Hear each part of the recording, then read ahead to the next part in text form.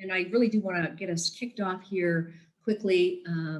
Make sure that we're on time. We're scheduled to run from 10 until 11:30. Um, Hopefully, you all are joining us to participate in this particular event.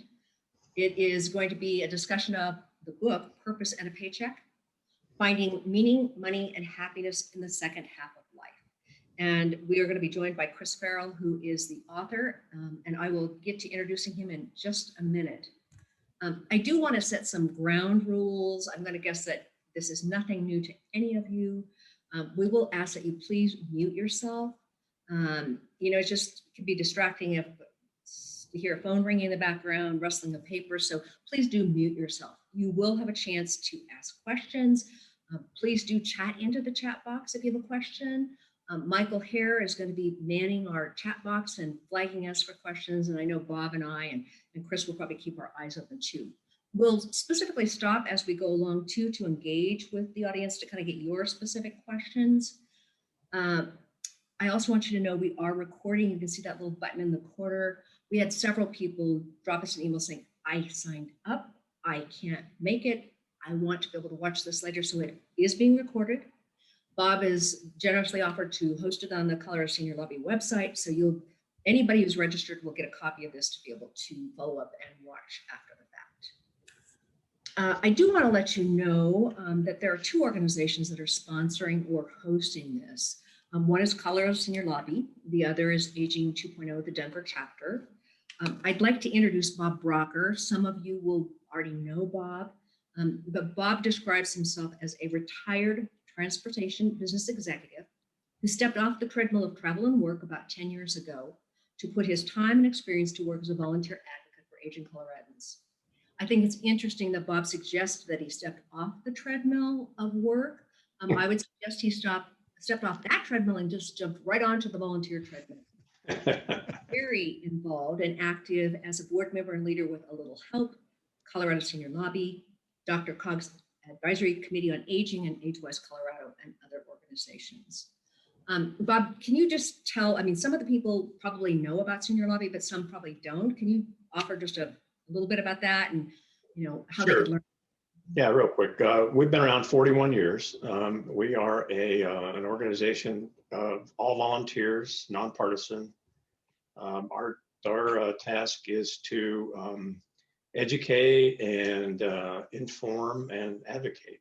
So we do work closely with AARP on some issues, and others, we have different issues that we get involved in. And so we sometimes will initiate a piece of legislation with a legislator. Other times we're following along something that already been introduced. We like to spend a lot of time educating people about issues that affect older Coloradans. So in a brief, that's it. And thanks for the introduction, and good morning to everybody. Thanks. Great, thank you. Well, and I will just offer, excuse me, I am the ambassador for the Aging 2.0 Denver chapter. And for some, I know you're familiar with Aging 2.0. We have chapters across the globe, about 150 chapters. I'm also the CEO of iAging, which really focuses on all things aging here in Colorado. But on behalf of Aging 2, one of the things that we really focus on is supporting innovators tackling the grand challenges of aging. So we have 8 grand challenges, and you're going, well, what are those and why is that important here today? 2 of those challenges include retirement security, and the other is purpose. And when you look at the title of this book, Purpose and a Paycheck, that ties so directly with those 2 grand challenges. And after having read the book, I really felt like, I'd love to have this conversation with Chris and people that are interested to learn a little bit more about what he's talking about. So I do want to introduce Chris. Let me just offer a couple of sentences here, Chris.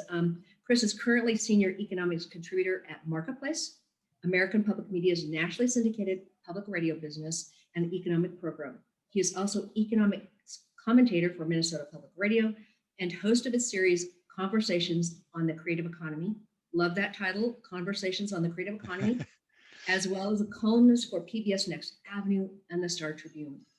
For most of his journalism career, he has written about economics, corporate finance, and personal finance and retirement for Bloomberg Businessweek, New York Times, Kiplinger's, and other publications. I could share more, but I would actually ask each one of you to go to his website. It's chrisfarrell.net. And after this event, really go to the website. You'll learn a lot more about him and see the other books that he's written.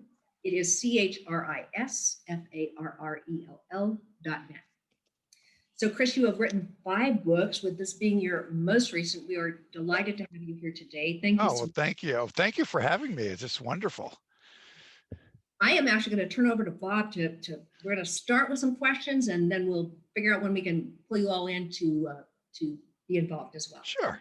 Well, thank you, Karen, and thanks, Karen, for initiating this whole project that we're involved in today. So Karen read the book and said, hey, we need to do this. We need to talk to Chris. So here we go. So Chris, what led you to write Purpose and a Paycheck Now? Your previous book was Unretirement. And so how does this book build on that? So if you look at Unretirement, what drove me to write that book, because then Purpose and Paycheck builds on that, is there have been 2 strands to my career: economics and personal finance. And if you think about the last 20, 30 years in personal finance, the story has been about how people haven't saved enough for retirement, and how just retirement was just going to be this miserable period of time for so many people. And then on the economic side, there was always this dire demographics of aging, that we had this aging population, and that was going to undermine the underlying dynamism of the US economy. There's going to be just too few young people supporting too many of these dependent elderly. And I was just sort of fundamentally suspicious about just these sort of dire forecasts, and was this really right? And I started to do this research, and it turned out there was all this research around the world that painted a very different picture about aging and the possibilities of aging, but it wasn't being paid attention to systematic way. So that led to writing the book Unretirement, and sort of rethinking the what might be the expectations during the retirement years. And there's a section in Unretirement where I talked about starting your own business. But I didn't dwell a whole lot on it. And then as I continued to report and give talks and look into more detail, what really elevated Purpose in a Paycheck and made it somewhat different is the focus on self-employment, starting your own business, starting your own social enterprise, starting your own nonprofit organization. And not that everybody is going to be doing that, of course, but that this is something that I think has been underestimated, how important it is. If you look at the Kaufman Foundation data, and the Kaufman Foundation, does a lot of really good work in entrepreneurship, and it has very good data. In recent years, about a quarter of all new businesses are started by the 55 to 64-year-old age group. And that's up from about 15% in the 1990s. Look at things like self-employment. Self-employment is about 13% in your 50s. Then between 60 and 64, it's about 16%. And then if you get older, it's around 21%. So this is what I really wanted to explore, was that aspect. And then the other aspect was about to really combat this notion that as you got older, you were less and less creative. You hit 50 and it was downhill from then on. And so it was fun doing the sort of research into talking to neuroscientists, talking to people that study creativity, and realizing just how wrong that stereotype is and was. Excellent. Thank you. It's interesting because you have a whole chapter on the myth of decline. Yes. And I think, when any of us, I remember I actually went to work for a senior center, and I was in college, and I thought, I was astounded to see these people were active and engaged and actually moving around. So it just permeates the society. I mean, how do we go beyond that, or how do we get beyond that besides your research, and how do we expand that further? Yeah, so 2 quick stories. One of the things I start the book off with is John Kenneth Galbraith, and the late economist, and he wrote this essay for the Encyclopedia Britannica when he was 90 years old, and he called it the Still Syndrome, because people would come up to him and saying, "You're still exercising. And oh, I see, you're still having a cocktail.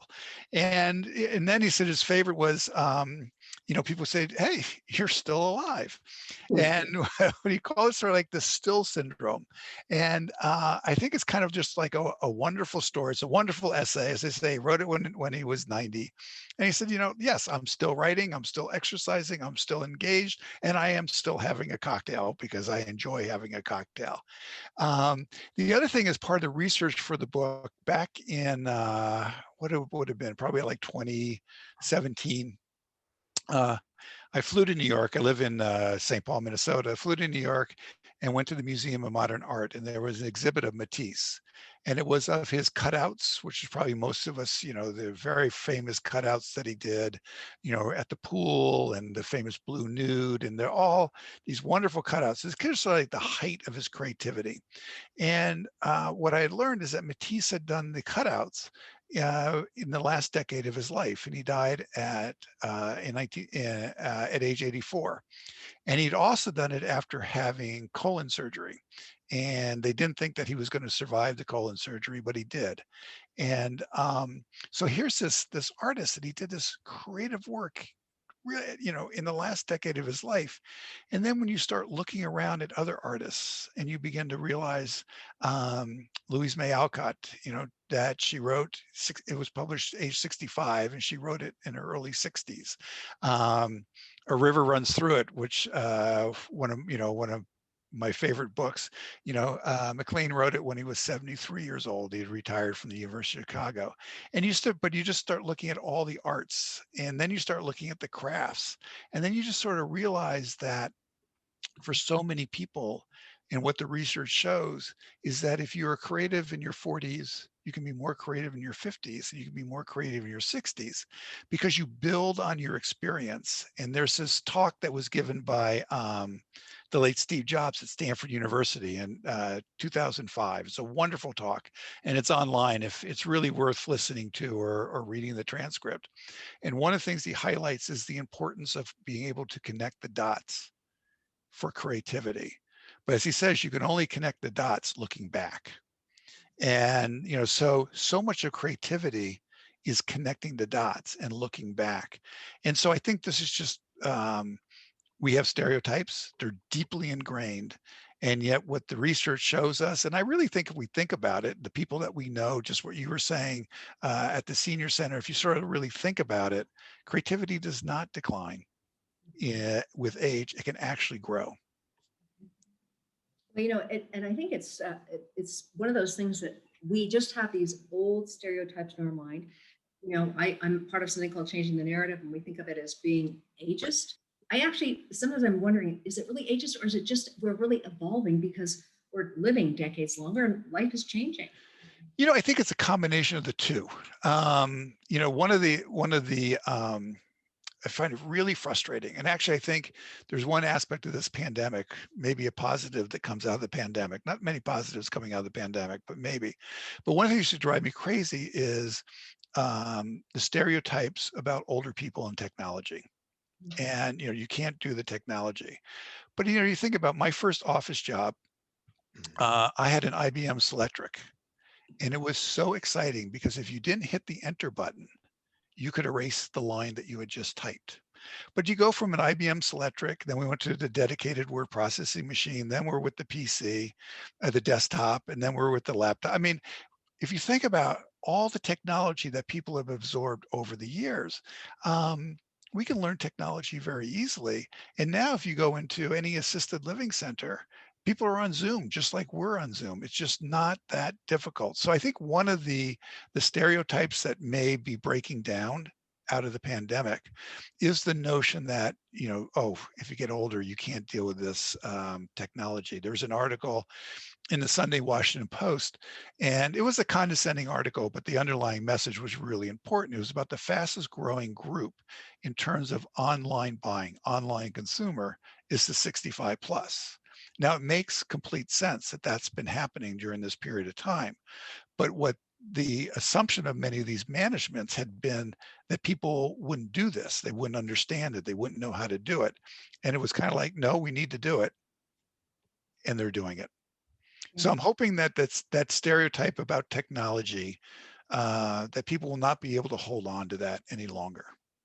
So Chris, a question on that. So how do you think those managers came to that conclusion that older people could not pick up the technology?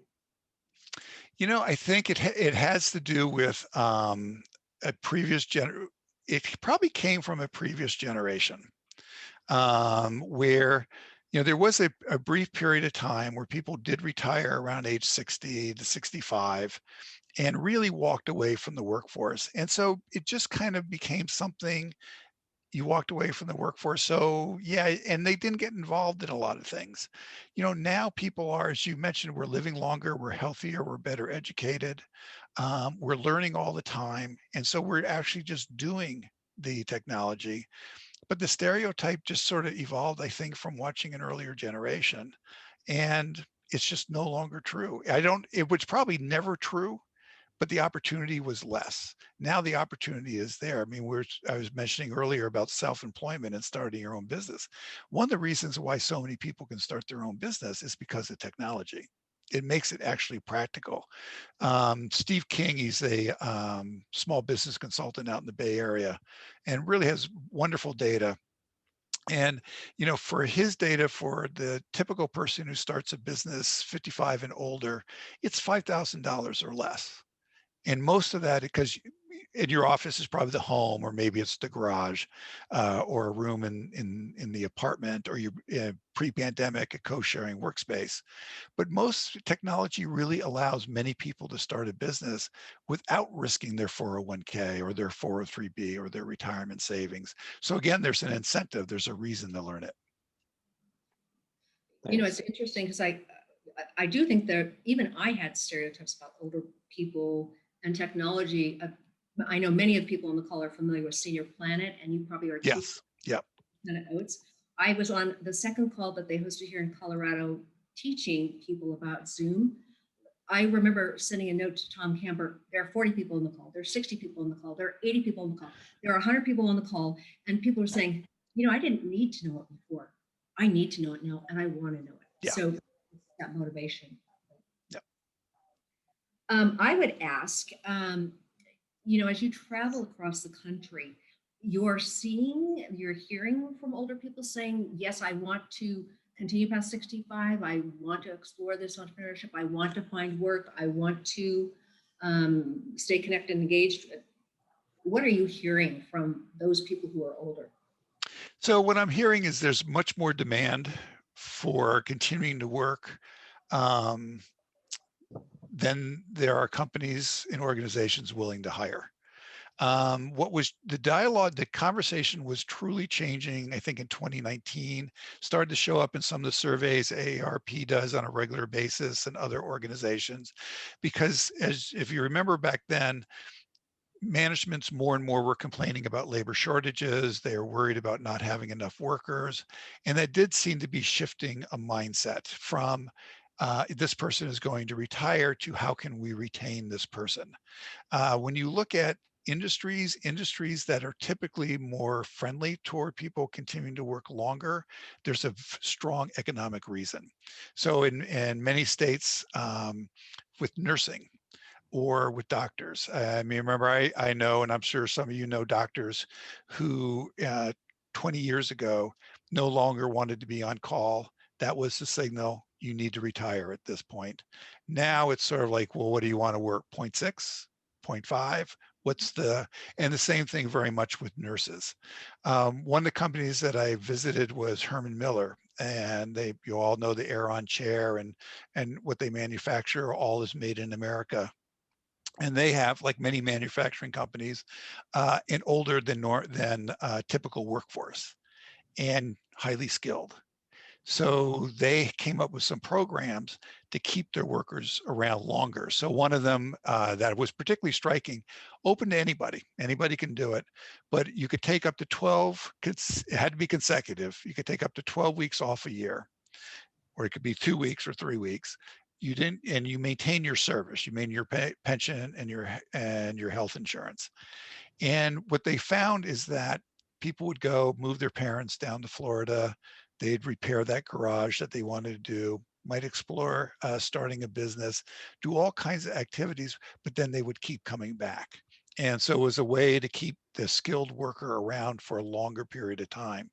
And then they had another program where you would commit, and this was irrevocable.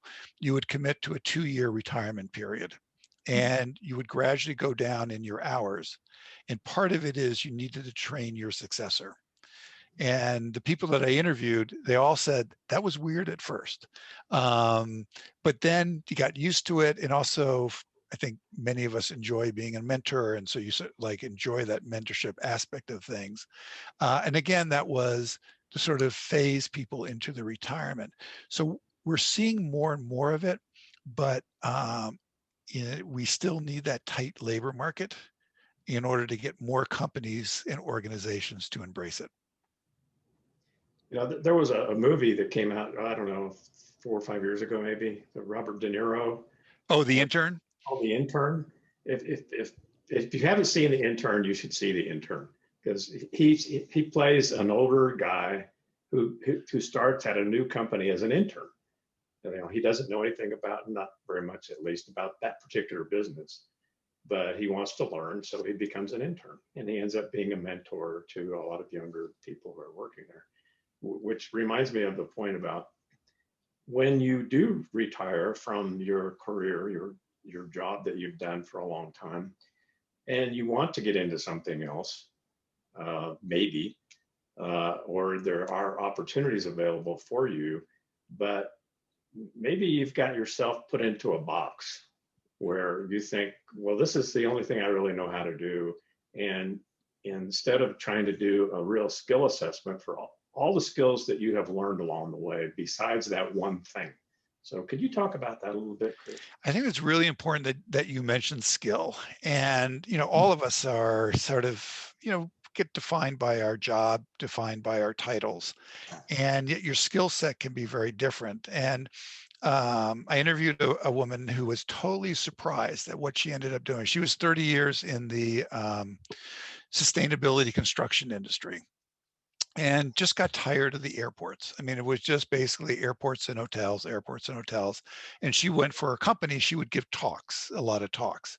So she went to the University of Minnesota, which has a mid-career shift, and it's geared toward going into nonprofit organizations, but not necessarily. And so, but what she said is just what you're talking about. It forced her to think outside of sustainability, outside of the construction industry, outside of what she'd been doing. And what she became, and what she is absolutely loving is, of course, this is pre-pandemic, she joined the airline industry. And she is the person that when then things aren't going right, she's the person that is on the floor straightening things out and helping people go to where they need to be going and get the systems working up again. And she's loving it. And as she said, it never would have crossed her mind in a second that this is what she wanted to do. But she was around people who were sort of trying to also figure out what they were going to be doing. And she landed on this idea. She had no background. She had no experience. Her first interview with Southwest Airlines was a total disaster. She was not invited back. Her second one, she thought it through, which was at Delta. They did invite her back, and she did get the job. So I do think this is incredibly important. And what it is thinking about your skill set. But then it's also, you know, we all have sort of our own delusions about ourselves. We do. But we also have people who know us over the years. And so the other thing is to talk to friends, colleagues, family. What do you think I'm good at? And, you know, you might be thinking, oh, I'm very empathetic. And they're going to look at you and go, empathy is not your strong suit. But what you're really good at is you are an organizational genius. You can just organize everything. So again, your friends can kind of help you think about what is your skill set, what is it that you're good at. And I always like the suggestion is also, you know, when you're trying to think about it, call your college roommates and ask them, what did I say I wanted to do those late nights when we were having discussions about what the future was going to be like? What did I talk about? They'll remember, they'll remind you. And again, it's a sort of trying to get to just what you're talking about. Open your mind to what might be the possibilities. Because the thing that has struck me in traveling around the country is how creative people can be in coming up with some kind of job that earns them an income that they enjoy, but they would not have thought about if they were sitting in their office and just writing down a list of things that they could do. Excellent. I, Thank you. I, I want to piggyback on something that Bob brought up, which was he talked about the intern or the internship. And, we're all familiar with apprenticeships, and you even talk a little bit about apprenticeships in the book. I just would share with you here in Colorado, our average age for an apprentice is 27 or 28 in the Yeah. state program. And I talked to the CWDC, our Colorado Workforce Development Council, and asked them, you could actually offer this to a lot of older adults, and I think they'd be very interested in terms of career shifting. They actually said that their goal is to drive the average age down to 18. So I would ask you, Chris, where in the world of policy could we like incentivize government to maybe open the door to enhance opportunities for, what have you seen in your research that are there states that are doing some great things policy-wise to promote older workers? Yeah, I mean, you've hit on one of the most important aspects of this. So New Zealand, they had, I can't remember what the age limit was, but say 24 or something like that in terms of apprenticeships. And then they just lifted the age limit. And to their surprise, and you can go in your search engine, New Zealand apprenticeships, was how many people 55 plus join apprenticeship programs. And they get the same stipend, they get the same support.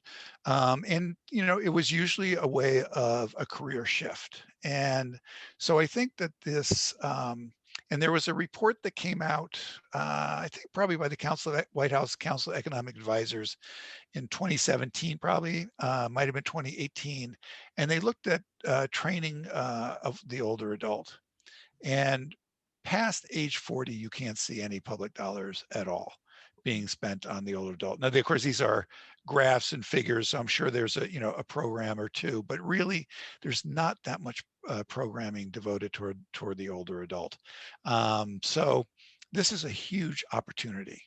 And one of the things that we could be doing on a policy level is there's 2,400 American job centers. So if you lose your job, you're going to go to one of the job centers, and this is where you can get some additional training. You can, find another job, but they're really not geared for people 55 and older. And actually, most of them don't have any expertise in helping people 55 and older. And there's also been proposals that they should invest in developing a better self-employment stock of knowledge, again, because of how many people as they get older go into self-employment. And they don't have to reinvent the wheel. AARP has a very good program that you could tap into. Kaufman Foundation has another good program you could tap into. So I think this is one of the areas where, as a nation, we need to be investing more in people, but most of our public dollars go into the early parts of someone's career, and most of our private dollars go into the early parts of someone's career, and very little afterwards. It more depends on the individual. And that typically is being borne by community colleges, which is really, if you talk about college in the United States, you should be talking about community colleges. They're overwhelmed with demand. I think they're wonderful institutions. The only thing is typically they're just running flat out. But that's where a lot of people are going. And so that's where, from a policy perspective, I'd be supporting more community colleges and investing more in programs for training. So I did, I'm sorry, go ahead. No, that's all right. Go ahead, Chris. Follow up. I was just going to say, so one of the forecasts that I make is over the next 30 years, I think the big transformation in our college and university system is that they're going to become multi-generational institutions, and truly multi-generational institutions. And it's going to be that right now, a lot of colleges and universities have programs that if you want to take that Renaissance Italy class that you never took, and you can go, and they're wonderful and they're great and they're terrific programs, and the professors are really, engaged. But it's more to go back to add to your skills and to get a certificate in order to improve your job. And so this lifelong learning is something of a cliche, but it's really important. And so my guess is in 30 years, right now, if you go to a college campus, it's, between 18 and 30, 18 and 28, most people. And my suspicion is that in 30 years, when you go on a college campus, there will be no majority generation at all. It will be all the generations. And this is both an opportunity for college and university to make money. And they know this, they're starting to move in this direction, but slowly. And it's also a way of turning lifelong learning into a reality. So does that mean, Chris, that they'll no longer, I went back for my environmental science degree when I was older. They assigned me the label of non-traditional student. That's the label. And That I is thought, still the label. We got to get rid of that label. We I, need to definitely get rid of that label. It's the non-traditional student, just kind of like, what does that mean? But I also think what it means is it's going to be a lot more nano certificates, smaller certificates, because you may not want to take a whole year out, or be able to take a whole year out or 2 years in order to get a degree, but you do want a certificate that says I did this to the standards of this institution or the standards of this industry, that is then will help you get a job at multiple types of places. So we'll be moving more toward a world of nano certificates rather than a world of more and more people are going to get a master's degree. right. Yeah, one quick question, and then I think we're going to open it up to other folk questions. But I was just thinking about what you were saying about the apprenticeships and people going back to school and getting those, mini certificates and so on. And, and probably you all too know a lot of lawyers who have a law degree, but they don't practice law. Yeah. So, they thought they wanted to be a lawyer, but then, after going through law school, it's like, I really don't want to do that. I'd rather do something else. And so, the parallel for me to that with even the apprenticeship programs is maybe you enroll in an apprenticeship program to become an electrician. But along the way, you discover, I'd really rather be a plumber or, a carpenter. And so the whole idea there is just being exposed to that learning experience and then being able to make a decision that's different maybe than the one you started out with. Yeah, and I think that's really important, that people oftentimes put a lot of pressure on themselves to come up with, what am I going to do next? And we're all aware as you get older that time is shorter, and put a lot of pressure on ourselves to come up with the right idea. And I think you just have to think, no, you're going to make this, try to become an electrician, and you're going to find out, well, I got to make a pivot because I'm going to become a plumber. And that's what happens. And in fact, you may make several pivots. Life doesn't change. And, one of the things that sort of I have realized as I've gotten older, this whole conversation about work-life balance, it never ends. It just never ends, because of grandchildren and children and friends and all kinds of things. Work-life balance is always an issue. It doesn't matter what age you're at. And so it's sort of like, embrace the fact that you may not actually get it quite right, but if you've taken a step, now you've met some new people. You've been exposed to different organizations and different skill sets. And you may have to say, well, that was an experiment that didn't work out. But what it did is it opened this door over here. Yeah, thank you. Actually, we'd like to take just open it up for a few questions. Ideally, you would reach down into the reaction box and raise your hand like that, just so that we can be orderly and calling on people. Or anybody have a question? Well, there's some questions in the chat, I think, Karen. Michael, did you see any questions in the chat? I've only been seeing one of it. Well, actually, let me ask Chris, maybe bring a few things together. One is that you've got the money being with people over 50, wealth and income still being there. Yep. we have, going back to your post article that you mentioned from this weekend, the problems that we have marketing to people that are over 50. And Flo asked about mixed age teams being considered a positive. The studies showing that mixed age teams are great. I mean, are there entrepreneurial opportunities for people over 50 to target their own group that you see out there that you think about? I think when I'm seeing a lot of entrepreneurship that's doing exactly that.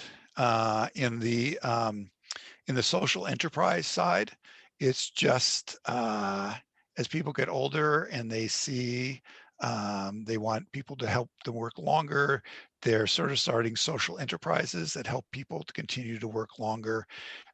In terms of marketing to your customer, I mean, part of it is if you think about marketing, um, uh, you need to know your customer and you need to know what it is they want and what their desires are. So I think we are really set. There are a lot of entrepreneurial opportunities there. And you can sort of break through in terms of not having to worry about stereotypes, prejudices, but you actually can help solve a problem, which is what entrepreneurs do.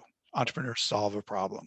So I see both a lot of activity there, and I think there is also a lot of opportunity there. You can always come up with the companies that are making their shift. IDEO, for example, they've gone out and they've been quite open about their, hiring and have on staff older designers. I mean, they've made a very deliberate step that way. But for all those companies, there are many that, they're not there yet. But marketing to the older customer, and you have an idea about what it is they want, I think that's the basis of a business. Absolutely. I see Mary Dean has her hand up. Mary Dean, do you want to? Thank you. It's nice to see a lot of familiar faces. I'm Mary Dean. I'm with Boomers Leading Change. Some of you know me. My question's a bit provocative, and it's going back, Chris, to some of the early points you made about the profile of older adults. I just, we're all living in a new age with racial justice and social justice and equity. It seems to me that a lot is said that is more sort of a profile of white educated folks, the people who can maybe, have the money or the time on their hands. And Black Americans, Latinx, they may, they're 65 and they're doing childcare for their grandchildren, or they're, they don't have some of these opportunities and luxuries. Is there any data that shows us what their prospects are? Yeah, I don't think that's a very important, it's not a provocative question, it's an extremely important question. And it's also what you're seeing is the cumulative effect of low wages, working in companies that don't offer health insurance or don't offer a retirement savings plan. And the reality is, if you don't have a decent job in your 50s, the odds that you're going to have a decent job in your 60s are extremely low. And what the pandemic has really done, we've had this conversation, we've known about this in terms of the rise in income and wealth inequalities in the United States over the past 4 decades. But what the pandemic has done is really brought that to the surface and really exposed starkly what is the cost of that. So I think a lot of when we talk about aging and opportunities, a lot of what we're really talking about is changing the career trajectory of many people who did not have a decent career trajectory during their life. I think one of the big challenges when you want to think about our society, and it's an older than typical workforce, if you look at caregiving. So the major was to go to Bureau of Labor Statistics over the next decade, all the fastest growing jobs are in caregiving, and for obvious reasons. Now, these are minimum wage jobs. These are low wage jobs. They're unstable jobs. So I think the latest figure I looked at was about 21,000 a year. And that has to do because of the inconsistent hours and the low wages. And yet these are in their way, very skilled positions, very skilled jobs. So if you want to have a measure of exactly what you're talking about, it's going to be, how do you raise the wages of the people who are doing the caregiving, provide them opportunities for training and career advancement, and how do you get the healthcare industry to treat them as part of the healthcare industry rather than something that's off to the side, that is to a large extent looked down upon. So I don't think it's a provocative question. I think that it is actually one of the questions that we face as a society, is opening up the opportunities for more and more people. And caregiving is actually one of the ways that many people do stay employed, do continue to participate in society. Many immigrants work longer. Part is partly as a family unit. But again, you've hit on what I think, and actually in terms of public policy, we really need to be focusing a lot more on people in their 40s and their 50s and improving their circumstances before they get to their 60s.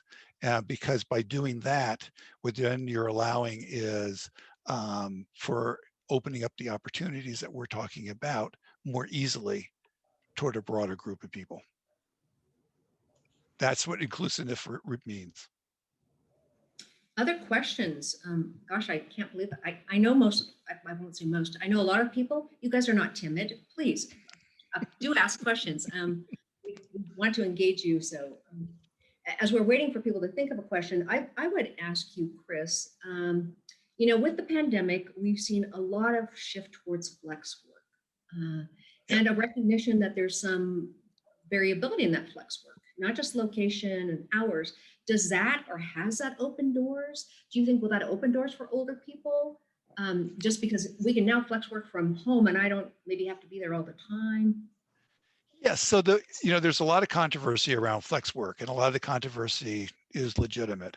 It does really, if you're on Social Security and Medicare, flex work actually really does open up a new opportunity for many people, because as one Uber driver, again, pre-pandemic, she was 73, interviewed, is, she would turn on her smartphone, to work when she wanted to. She didn't work evenings, didn't work weekends. And, it didn't make much money, but it paid for a vacation with her friends in Europe and staying with her daughter for a month in the winter in Arizona. And you can kind of multiply those stories, but again, they have health insurance and they have an income, so you're just building it on top of that. So the flex work also allows for testing out whether or not you like this self-employment entrepreneurship thing. It's a low-cost way. The platform is going to do a lot of the sales for you, and you can find out whether this is something that you want to be doing, or you need to pursue a different way of going about it. There's still the disturbing power imbalance that goes on. The terms can be changed on you at any time. And if you're if you're trying to raise a family, or you're trying to save for your retirement, you have so little rights, and you don't get health insurance or retirement savings through these programs. That's a big issue. One of the things that as a society we're going to confront, and we're going to have to continue to confront, is how many contract laborers we have overall. And contract labor can be a wonderful thing if the basics are dealt with. But you don't get the unemployment insurance. They did though with the CARES Act, but as a general rule, you haven't gotten unemployment insurance. You don't have a lot of the protections. You don't get health insurance. You don't get retirement savings. So dealing with the whole contract labor thing is one of the big challenges we face as a society. But I think in general, as you get older, the existence of the gig economy, the share economy, it adds to your flexibility, adds to your choices. I would just share, I was on a call with the World Economic Forum and Mercer, and it was part of Aging 2, where they talked about financial wellness for the 100-year life. And they had Unilever on there. And I thought, well, this is interesting. Unilever had just designed this program that was intended to be flex. This was pre-pandemic, and targeting their older population. And they said they rolled the program out and they thought what they found fascinating, it appealed to every Everybody. generation. It was not just the older people. It's like everybody said, hey, because they did tie some sort of healthcare and some sort of benefit package to it. It wasn't the same. It's a full time. Well, and so I was talking about gig, but in terms of the flexible benefits, so all the surveys, and you all know this, every human resources survey shows people put an enormous priority on flexibility. Managements did not put a big priority on flexibility. And when you look at working from home, the data is squishy. It's not great, but about 10% of the workforce worked from home pre-pandemic. That leapt up to about 30% or more during the pandemic. It's now about 25%. That seems to be where the numbers have gone. Flexibility is desired across the board. And so one of the things that, in terms of thinking about corporate reform, organizational reform, is that flexibility, more managements are going to feel the need to embrace flexibility as part of their benefits package, as part of their approach to how they deal with their workforce. And managers are just going to have to let go that if they're not seeing you, you're not working. And I think what the pandemic gave them is a rousing demonstration for those who were able to continue to work from home, that they did continue to work. They probably actually put in too many hours relative to what they were paid. But the notion that they weren't working, that should be gone. And so flexibility, people need flexibility. They need greater flexibility. And that is an enormous demand in the workforce. And again, I think from our experience, what we learned, unfortunately, in the United States, it's going to depend a lot on how tight is the labor market. Because that's when managers make the adjustments, when they have to. Right. Well, and that's a really good point. I mean, having been in a management position, in the past, flexibility is a very hard thing to manage. Yep. So I think when you think about the education that people get in business schools in particular, I doubt that they're being taught about how to manage a flexible workforce. Maybe they are. That would be something that should be brought up to the fore of, how do you actually do that? It takes more time. Yeah. Probably, with all the computer systems we have now, it's probably a little easier if you can program a system to help manage that your workforce that's working in that kind of flexible environment. And flexible could be that maybe they're working for this company for 4 hours a day, and they're working for that company for 4 hours a day or less. And that's just not something that's in the mindset of any corporate executive that I know. Yeah, no, I think corporate executives are under a lot of pressure actually to learn new skills, managing a remote workforce. I mean, there are companies that are designed that way, but most companies are not designed that way. And I know in a lot of the sort of larger nonprofit organizations, and I imagine the same thing in private organizations, managers are very skilled at managing their silos, but what the demand now is to manage partnerships, to manage joint ventures, to manage as a group in order to leverage the resources that you have is a totally different skill set. And I think you're absolutely right. Managing with an eye toward flexibility, that's its own skill set. Well, even within a company, I mean, you mentioned silos. So, I mean, could you work in marketing for a while and operations for a little while? That kind of thinking is just not there. So how do you get it? We have a question in the chat box. I saw that Pat Egan asked, what advice do you have for somebody who wants to turn a passion into a job? Like, taking something that they've been passionate about, it could be a hobby, a real interest, and sounds like a career. So there are a couple of things. I mean, one is the advantage of turning your passion into a job is the market. You understand the customer, because if you have a passion, you know other people that share that passion. So you understand the market. So you have a huge advantage right there. You do have to think very seriously, do you want to turn this passion into a job, into a business? And will you still love it once you've done that? Or is this something that really, you know what, you want to keep it out of the market economy? This is something that you just do on the side because it feeds you in a certain way and you don't want it to be a business. And I think you have to take that seriously. Um, and then the other thing is, talk to as many people as you can that are doing something similar to what you're doing. One of the things that has really struck me is how generous entrepreneurs are with their information. And we always think, the entrepreneur is the independent, right? They're the loner. They couldn't work in a corporate environment. They had to go off and start their own business. They're remarkably generous. People who are entrepreneurs, in some sense you might be a competitor at some point, they'll tell you about pricing, they'll tell you about what they learned in the business. And so what I would do is talk to a lot of people, and they may not be doing exactly what your passion is, but it might be a related, so you can kind of see that there's a relationship there. And so do your research, do your homework, but you do have this competitive advantage because you understand the customer. And boy, that is just so important when you're starting a business.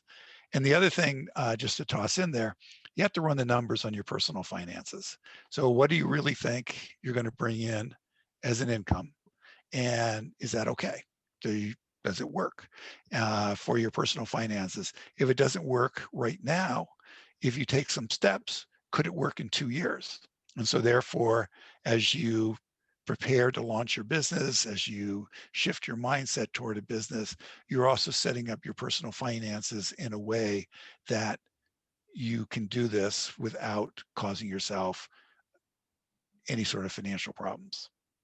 To follow up on that, Chris, too, on page 140 of your book, there's a little bit here about, what would she, whoever that was, I don't remember, recommend if someone thought farming might make for a good encore career.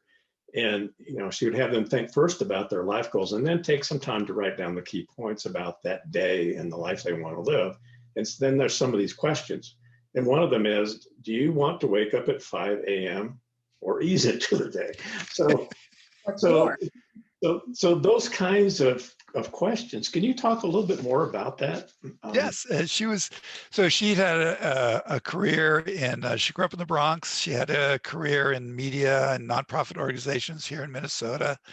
And she and her husband, they decided they wanted to own a small farm in Wisconsin. And, but they were very methodical about it. And they went to a lot of the extension services and a lot of the classes. They originally had an idea about goats. It turns out goats escape a lot. And there's a lot of expenses associated with goats that they decided they didn't want. So they went with cattle. And but the thing that I admired is that they decided that they wanted to be farmers, but they did not want to burn through their 401k. And they would only do it if it was a sustainable business. They didn't have to make a profit. They had to have an ongoing sustainable business. And between the farm and then doing some side activities, he's a chiropractor. And then she also did some teaching about making pies and some other things in the kitchen. They had a sustainable business.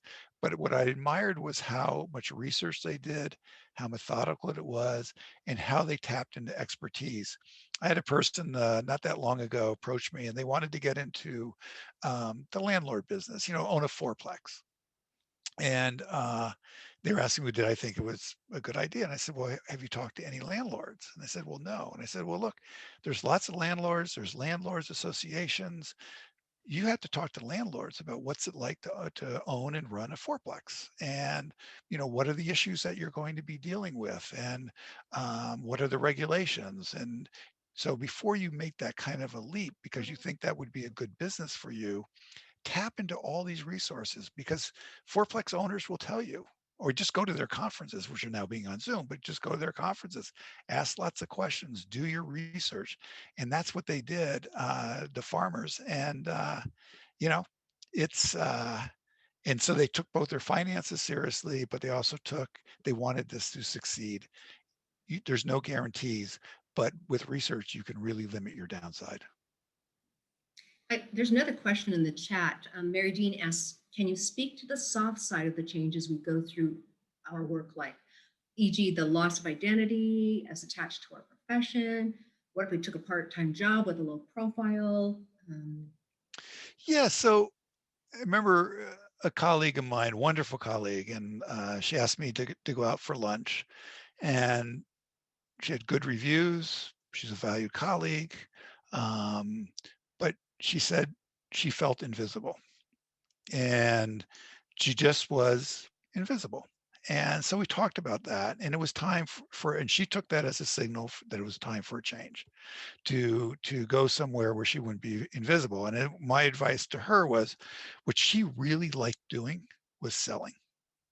And in the nonprofit world, finding someone that likes to sell is like gold. And so, because many people go in the nonprofit world because they don't like to sell, or they don't want to be selling. And so she made a shift, was very thoughtful about it. It wasn't so much that anybody was being bad or anything like that, but she had become invisible. So it happens. And I think you have to take that aspect of things seriously when you're looking at where else do you want to go. Many people that I know who are in the for-profit sector or the professional sector want to go work for the nonprofit sector. They want to give back. And, it's fairly standard advice. My advice is, well, you want to go volunteer at this organization, because there are a lot of really badly managed nonprofits out there. There are also some really well-managed nonprofits out there. You have to volunteer, you have to get to know the people, and then you have to ask yourself an additional question. Do I want to work at a place like this? Or maybe I like this field, but this is not the organization for me. It might be another organization. But as far as your, thinking about who you are, I think at the end of the day, all of us want to be useful. All of us want to be helpful, and all of us want to be treated with respect. And so when you're doing your search, those are the three things that you need to be asking yourself. Is this a place that will treat me with respect? Is this a job where I'm tapping into my skills, my knowledge, my experience that I've accumulated all these years, and I'm able to be helpful, and I'm valued? And if you're not, keep looking.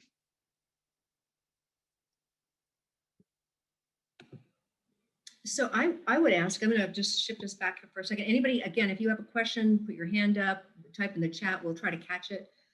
I do want to ask you, Chris, in the book, you actually, I'm not sure which chapter this is, it might be doing good and doing well. You mentioned that we've shifted away from the industrial age where we invest in physical capital. The last 100 years, we started to invest in human capital. Do you see a shift where we will see employers investing more in their older population? Or is that only going to happen when we have that shortage of workforce? So I think it is mostly going to happen when we have the shortage of workforce. And overall, it's part of a trend. Now, it's most stark with your older workers, but the fact is companies have moved steadily away from investing and training their workers. And there are really two reasons. One is decline of unions. And, industries, it used to be, they're in the sort of, I don't know if it's instability in industries, but industries have found, okay, if I train this person, they're going to go to a competitor and get a better wage. And so there has been sort of a move away from companies from training their workers. Now we saw, again, a shift in, in the late, 2017, 2018, 2019, more and more companies were investing in their workers. And so we definitely did see that go on. But I think that at this point, without unions and with all the instability in our society, this is something more for policymakers to provide the resources. It's more for people to build it into their financial planning, thinking about, am I going to have to pick up some additional skill at this community college or in this particular program that's being offered? But it's, again, that's where so much opportunity. And so some of the studies that we've seen coming out of Europe, where training programs with older workers have really paid off, particularly for women, 55 years and older. So we can see it, but we're at this conference. I'm gonna take a drink of water for 1 second, sorry. And as you're drinking, Chris, I just want to be clear. So you're talking about that training by employers has dropped off for all ages, not just older people? Yeah, and but it's particularly stark with older people. So we're at the Age Boom Academy, Columbia University. It's a wonderful conference, annual conference on aging and work. And there's a German professor there, and he says, well, you know, the German chemical industry got together with the German chemical industry and the government and the industry representatives, and they changed the rules, and older workers can now work longer without losing their benefits, and they can get all this training. And the room started laughing. And we go, that's great. And that's not happening here. You're not seeing that kind of 3 power centers that can get together and negotiate the terms. But I do think the fundamental point remains. This is a century of human capital. This is a century of we're living longer, we're living healthier overall. And 2 of the things that I would say is, as part of our conversation earlier that we were having, this is also where we need to improve life expectancy and health and education over the lifespan of lower income workers too. That's where all the opportunity is. That's where all the return on investment is. It's enormous. You know, Go ahead, Karen. I'm sorry. as I said, Mike Kohler has actually posed a question, but unfortunately, Mike, my chat box I haven't got the whole question.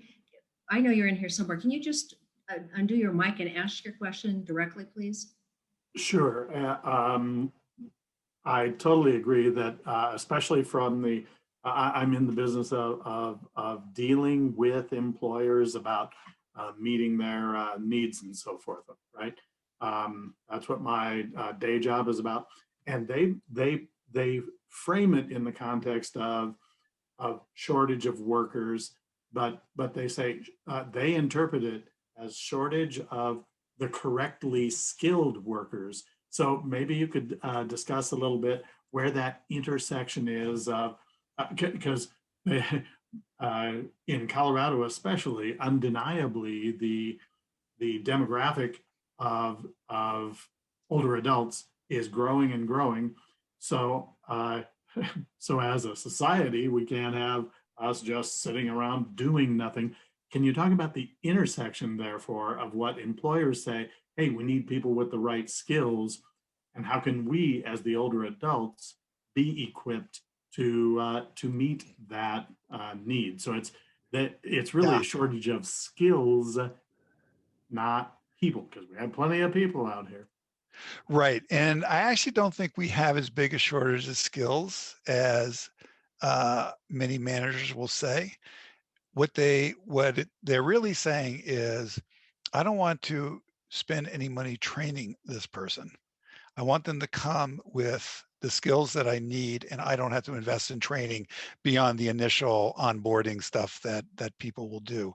Because my sense is that most people can learn these skills relatively quickly. They're usually not that particularly difficult. They can be particularly difficult in certain industries. But overall, when people are talking about it, it really comes down to, we don't want to invest in the training. We want to hire someone that has the training already. And this is why so much has been outsourced into community colleges. Pick up the certificate, and then you'll add to your skill set, and you'll be considered more hireable. And this is where there was a wonderful late professor at University of Southern California, really one of the true management guru is Warren Bennis. And I was talking to him this couple of years ago, and he was saying, you know, here's the thing, Chris. I'm always amazed looking at a lot of these, you know, when people post they want a job, and it used to be that they wanted someone who could deal with HVAC. Now they're posting we want someone who can deal with HVAC, but we also want them to be able to play the piano. And not only play the piano, but we want them to build the piano out of sustainable materials. And then we're going to consider hiring them. And then when the labor market starts tightening, they drop the build the piano sustainable materials, and the labor market tightens a little more. They say you no longer have to play the piano. And then all of a sudden they say, well, can you do HVAC? So I think a lot of this does really have to do with the tightness of the market. When managers complain they can't find the skilled workers that they need, they can find the skilled workers that they need. The question is at what price and how much training do I have to do? Because my feeling is if you tell me that, I can have a line of people who have had great work experience, who are smart, who are knowledgeable, who just take a little bit of training, they can line outside your door and they can do the job. So this is where I think that we need to just recognize that there are in certain industries, like in advertising, there can be some software programs, depending on what your job is, that change all the time, be very, very specific set of skills. But most of the time, these are skills that companies used to accept the fact that they would invest in the training. They feel like they don't have to. And for about 20 years, they didn't have to. And now I think we're moving into a world, and we'll see, post-pandemic, we're moving into a world where labor is going to be overall more scarce, and more of your labor force is going to be older workers. And I do feel that companies are going to feel greater pressure to train workers and be a little less demanding on the skill side.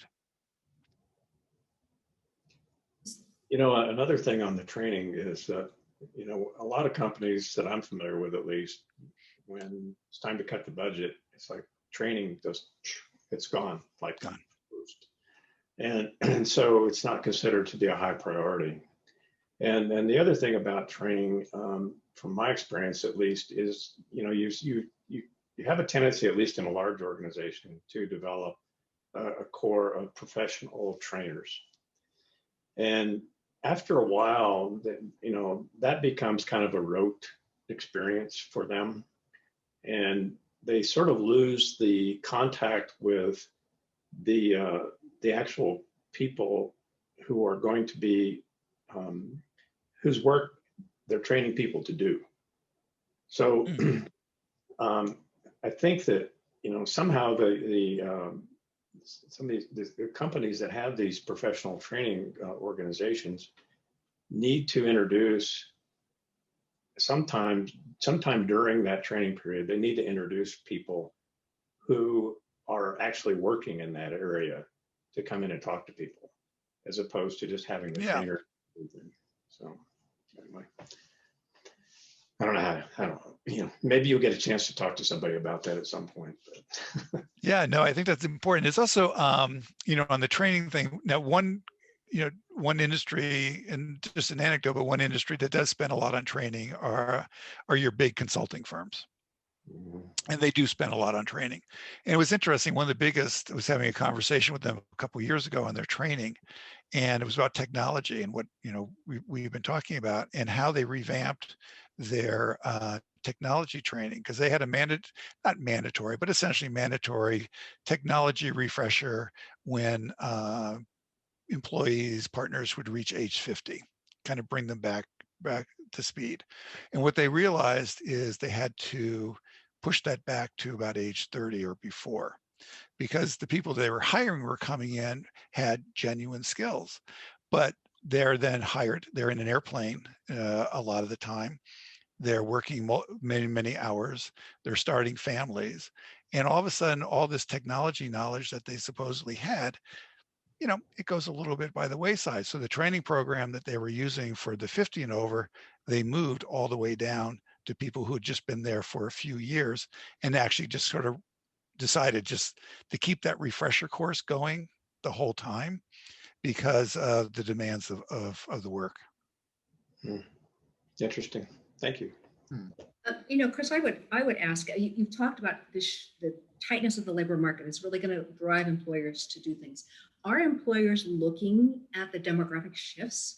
I mean, if you compare the census graph of 1960 versus 2060, we know we have a 32-year decline in birth rates, and they say this year it's even lower. Are employers looking closely at that because we have fewer young people to tap into? Yes, and they're more and more aware of it. I mean, the numbers are so compelling, and so yes, they are more aware of it. You can't go to a human resources conference without this being a major topic of conversation, and it has been a major conversation for years. So we are starting to see progress. I mean, I think that is important, that we have a long way to go, but there also has been progress. This is not 1990 or 2000. There have been some differences, but I do think that still it's not taken as seriously as it should be. And I think one of the things that when we come out of the pandemic, the pre-pandemic workforce, about a quarter of the pre-pandemic workforce was 55 and older. So it's the population is aging, but so is your workforce aging. And so is your customer aging. But as we mentioned, that's where all the money is. So economics is really powerful, and it does break down stereotypes, but it's just taking longer than expected to do it. But that's so often the case, where you'll see something, you'll forecast it, you can look at the numbers, this is going to happen, aren't you going to adjust? And organizations don't adjust until they have to, until they see an opportunity, or they are forced to make an adjustment. And so they're all going to adjust. And the thing is, it's also a global phenomenon. So if you are a company that sells into a global market, the United States actually is one of the youngest demographically aged countries in the world. If you start going to places like South Korea, China, you go Italy, Germany, you have an older age profile. So this is not just a domestic story, it's a global story. And so if you're selling into global markets, you're selling into an aging population. I would ask one more question. It's going to pull us back a little bit to the policy side of the equation. So I'm just going to say this name for people, and then I'll explain what the title is. It's called PWADA, and that is some legislation that I believe that AARP really promoted. It is called Protecting Older Workers Against Discrimination Act. It was actually passed through the House, I think, last year. And Chris, I don't know if you're familiar with it. I just wondered, now that our Senate is, 50-50, and Vice President Kamala Harris is the tiebreaker, do we have a shot at actually passing some legislation that might empower older people and really might get employers to think, oh gosh, I'm going to be sued. I've got to be much more cognizant of how I retain and engage an older workforce. It is there. So what this legislation is taking into account, the Supreme Court in several rulings has basically made it almost impossible to prove age discrimination. And the EOC, the Equal Opportunity Employment, they still do investigations. There still is stuff going on, activity there. But the AARP has come out with this legislation to try and sort of push back against some of the Supreme Court rulings. I think there is a chance. The thing is, there's also so much on the plate right now.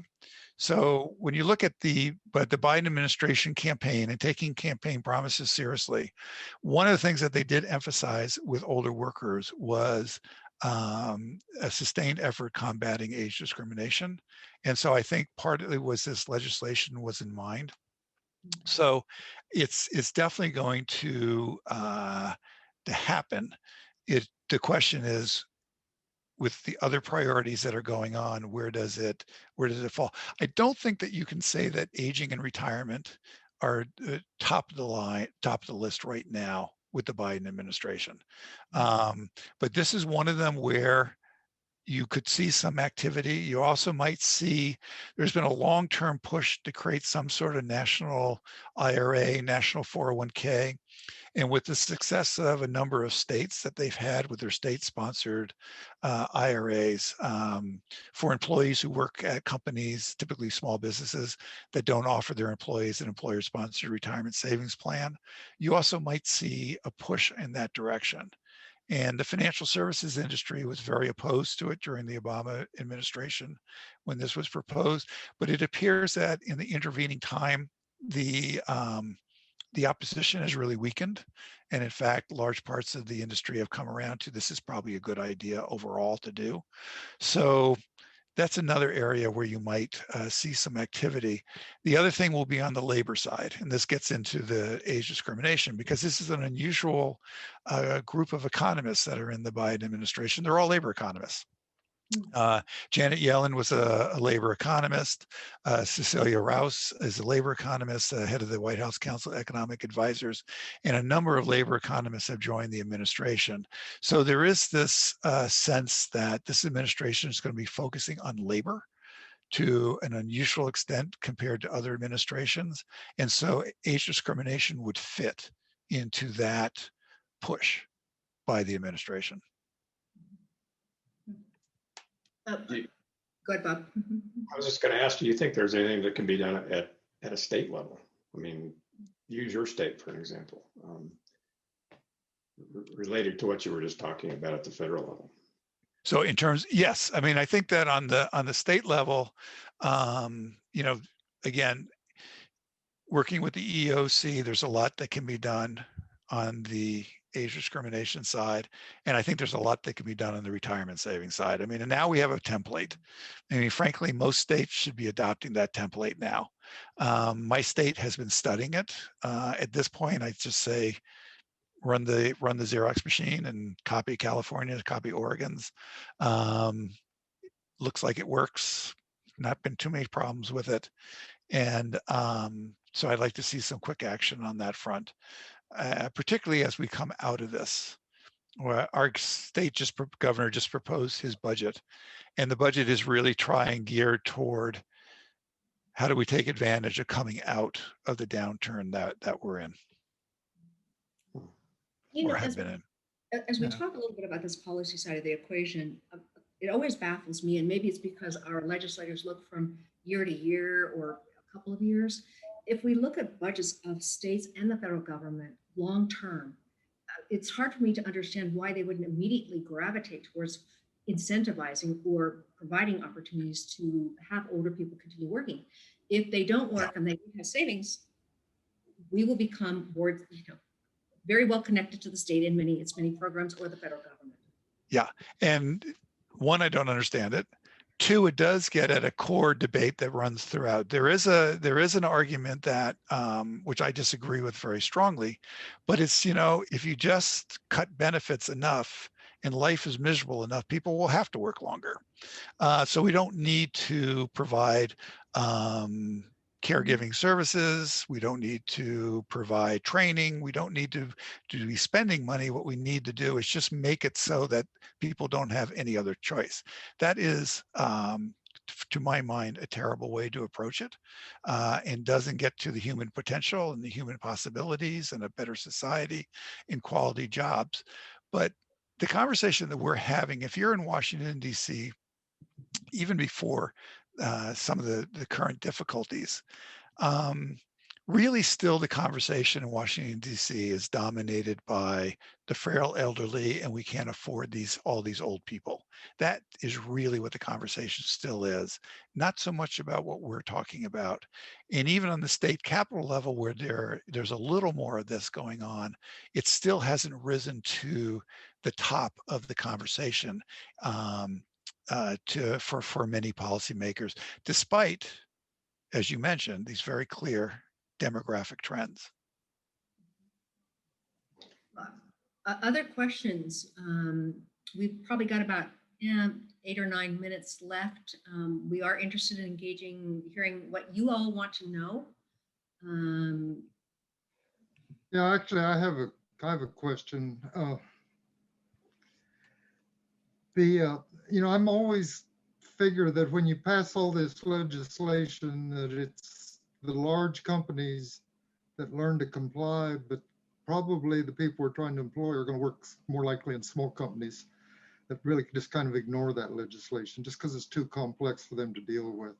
So I think legislation is probably kind of the last resort way solution. And I'm always worried when we start thinking about, well, what can the legislation do? We need to think of other areas that really matter. Well, I think, I mean, I do think that the legislation on ageism, adding that to the arsenal, I do think that that is still very important to move in that direction. But I do also think that you've hit on something very important, which is for many older workers, small business is where they're going to get employed. And that's where a lot of the employment opportunities really do exist, is among smaller business. And we don't pay enough attention to smaller businesses.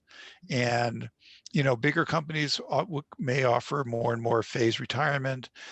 Bigger companies may offer more opportunities for part-time employment with their, as you get older. But a lot of times when people are making a shift and they're getting another job, it's with a small business, and the human resources department and the IT department and are pretty much the same person, the owner. And he's the person that's going to be doing the hiring, and he's getting somebody that he or she, you know, feels is going to be valuable to the organization. So small business is incredibly important as a hiring hall for older workers. And I have another question in another area. It just seems to me like you're talking about people basically that take showers in the morning and not showers at night, and not recognizing, because I'm actually, one of my parts of my life, I'm hiring quite a few workers, and by the time they're like 55 into maybe 60, they're all limping and walking around difficult. And it's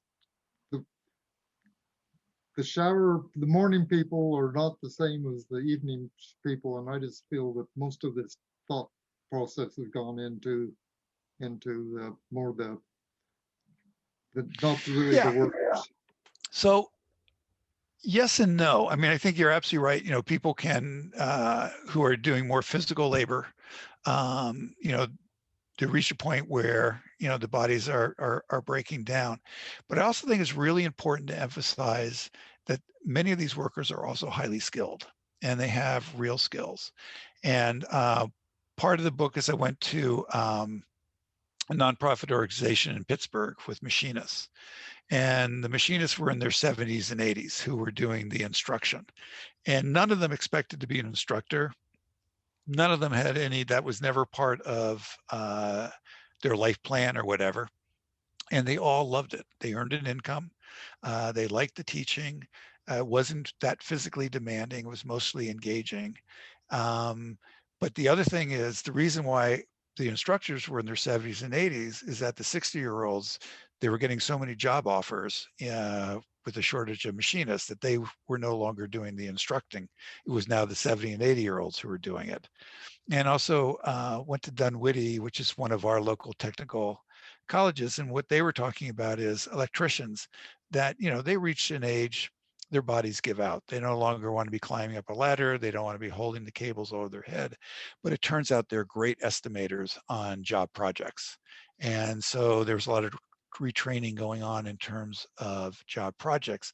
So I think that a lot of the focus in this whole conversation nationwide is about the white collar worker. I think that's absolutely true.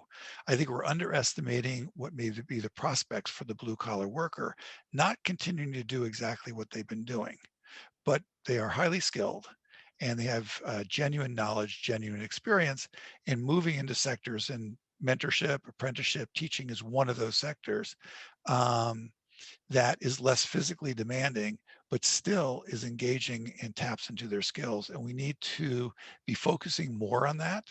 And again, and then there are some people for whom they need to retire and they need to file for Social Security, and you know, that's going to be the name of that game. But I do think that we need to appreciate more the skills that so many blue collar workers have, and how can we take those skills in a less physical context. And one of the things we probably don't recognize is how really smart those guys are. I Yeah. defy anyone on this screen to figure Oh, out yeah. the electronic circuit that the electricians deal with every day. Exactly.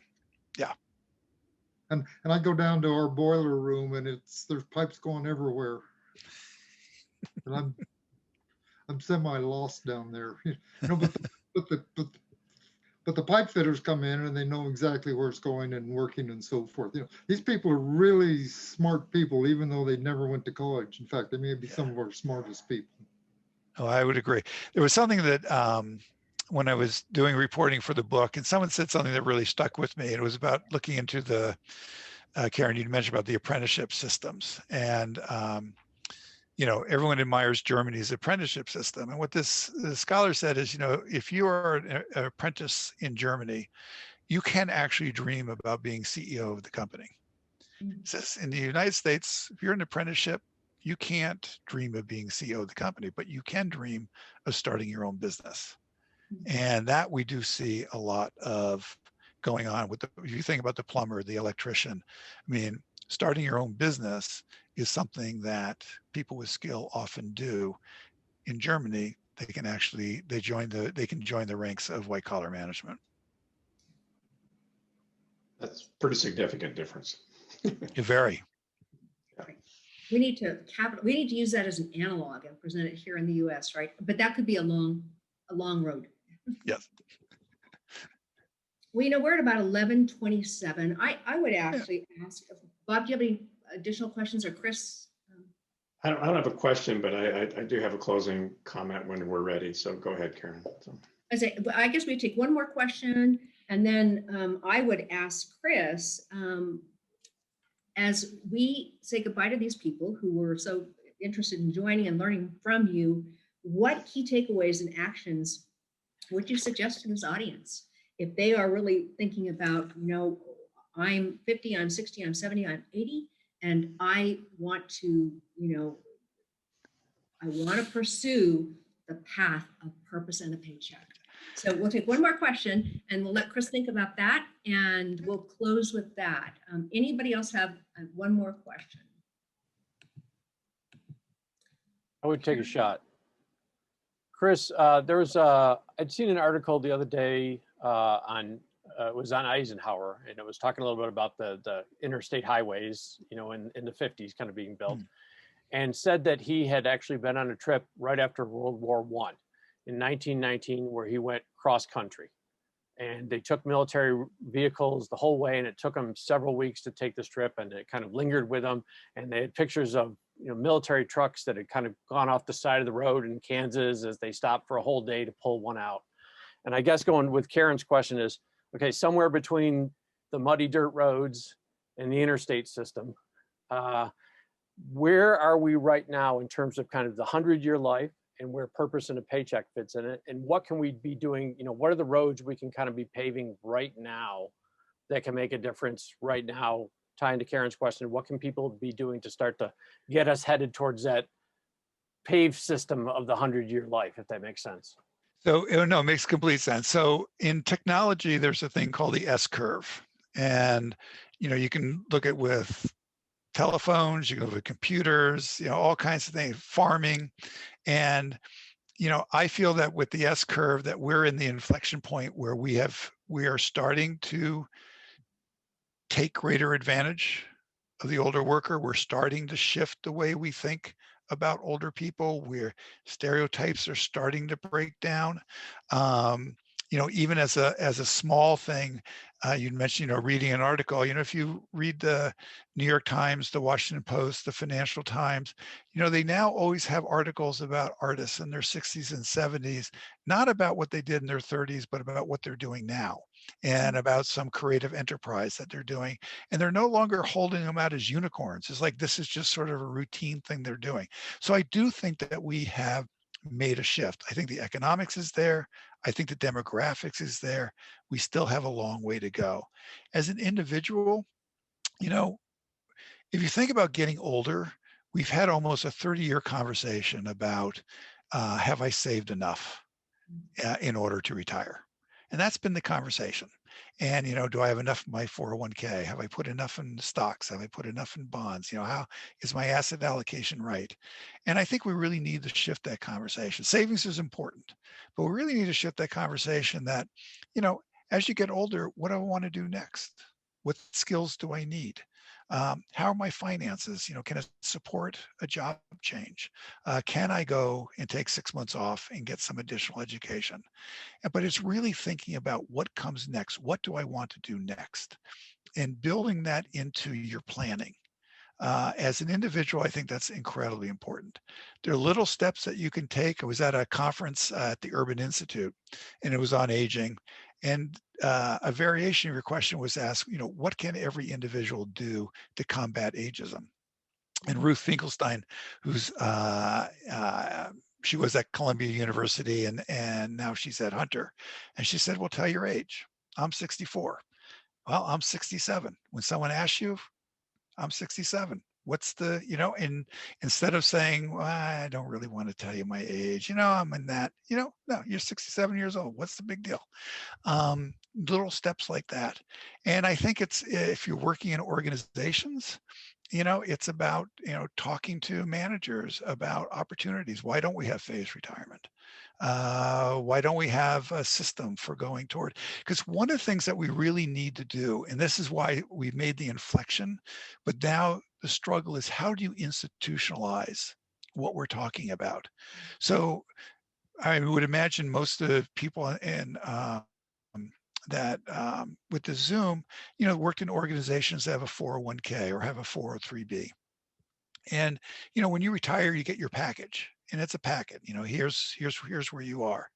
Well, we don't get a packet that says, here's your volunteer opportunities, here's your work opportunities, here's how you go about starting a business. How do we institutionalize a lot of these choices so that it's easier to plan, it's easier to prepare? And I think talk to your representatives about the importance of, one of the things that I've been advocating is for the again, forgot to come out of this post-pandemic world, but for the co-sharing workspaces, the incubators, welcome older people. I know it's wonderful. You run that ad and these beautiful young people running through the mountains of Colorado, with their tattoos and their fleece. But if you actually walk into most of these places, there's an awful lot of people who are there in their 50s, but you never talk about them. And I'm not just talking about the mentors. I mean, people were there to try and start a business. So start welcoming older people who want to start a business, who want to be self-employed. Make it a place that they want to come to. Make it so that, places like Denver, when they're on lists of places to come start a business when you're 50 and older, Denver's on that list. So I think that there's actually a lot that we can do. And there's a lot that we can do as advocacy, but as an individual, I think it's really trying to prepare yourself for thinking about not retirement, but thinking about what do I want to do next? And as within organizations, it's about combating and sort of saying, I have skill, I have knowledge, I have experience, so do my peers. You want us to stick around. You want to tap into our experience. And then as citizens, it's really about trying to change the dialogue. This is a grassroots movement. This is not a top-down movement. It's truly a grassroots movement, and it is spreading, and it will make a difference. Bob, you had some additional thoughts? Well, first, I want to thank you, Chris, for your time today and your comments, and very insightful. Much appreciated. And I also put a link in our chat. We are having something called Older Coloradans Week starting the week of February 8th. And basically it's actually 3 days, and there are 4 webinars, spread over those 3 days. And one of those, the last one, is actually focused on older workers in the current Colorado workplace. So I would encourage all of you who are on here to take a look at that and see and sign up if it sounds interesting to you. So that's all I had, Karen. So go ahead. Well, I thank everybody for joining us. We're 5 minutes over, but Chris, thank you so much. Thank you so much for having me. Thank you to everybody who participated in this. I really appreciate it. And just so everybody knows, we will in fact be sending out a link to the recording. It will be on the Colorado Senior Lobby website as well. So thank you all and have a lovely day and start planning what's next. And don't Thank expect you. it to be posted today. So, No, give us. no, it will not be today. Thank you very much. All right, Thank you very much. All right. All right. Thank Bye-bye. you. All right, Bye-bye. bye.